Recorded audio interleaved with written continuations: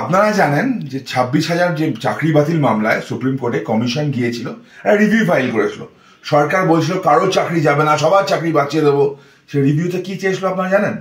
রিভিউতে বলেছিল যে আমাদের শিক্ষকের অভাব হয়ে যাবে, যাতে যারা আছে তারা যেন আপাতত এই শিক্ষাবর্ষ পর্যন্ত অথবা ফ্রেশ রিক্রুটমেন্ট হওয়া পর্যন্ত চাকরিটা করতে পারে। সুপ্রিম কোর্ট শুনেছে ব্যাপারটা এবং রাজ্যের স্কুলগুলোর অবস্থা সুপ্রিম কোর্টকে বলা হয়েছে। সুপ্রিম কোর্ট জানে যে রাজ্যে শিক্ষক নিয়োগ নেই, স্কুলগুলোতে শিক্ষক নেই। সেই ভেবে ডিসেম্বর পর্যন্ত ডেডলাইন দিয়েছে সুপ্রিম কোর্ট। আজকে বলেছে যারা নন টেন্টেড মানে not identified as tainted till now, তারা ডিসেম্বর পর্যন্ত চাকরিটা চালিয়ে যেতে পারবে। ডিসেম্বর পর্যন্ত তারা মাইনেটাও পাবে।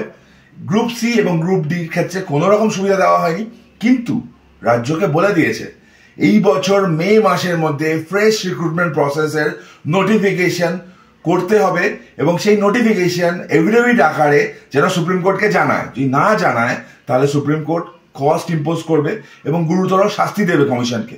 মানেটা কি দাঁড়ালো?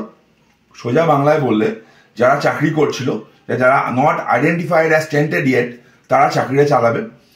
ডিসেম্বর পর্যন্ত ফ্রেশ রিক্রুটমেন্ট প্রসেস এই মে মাস থেকে শুরু করতে হবে, ডিসেম্বরের মধ্যে কনক্লুড করতে হবে।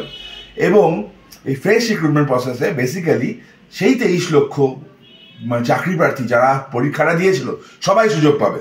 মানে যোগ্য অযোগ্য আলাদা করা গেল না, সবাইকে সেই পরীক্ষার মধ্যেই ফেলা হলো। কেন করা হলো আপনারা নিশ্চয়ই বুঝতে পারছেন।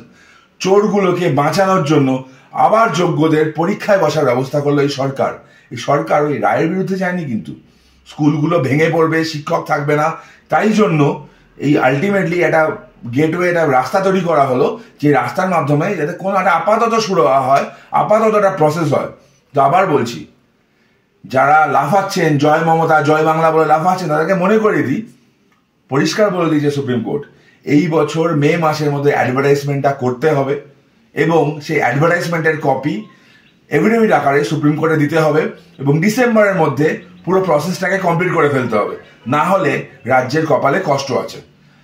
যোগ্য অযোগ্য সবাইকে মিশিয়ে দিয়ে রাজ্য একটা নাটকটা করলো এবং যার ফলে 23 লক্ষ পরীক্ষার্থী আবার পরীক্ষা দেবে। যারা সত্যিই যোগ্যতায় চাকরিটা পেয়েছিল তারাও পরীক্ষা দেবে। কম্পিটিশনটা কিন্তু বড় হয়ে গেল।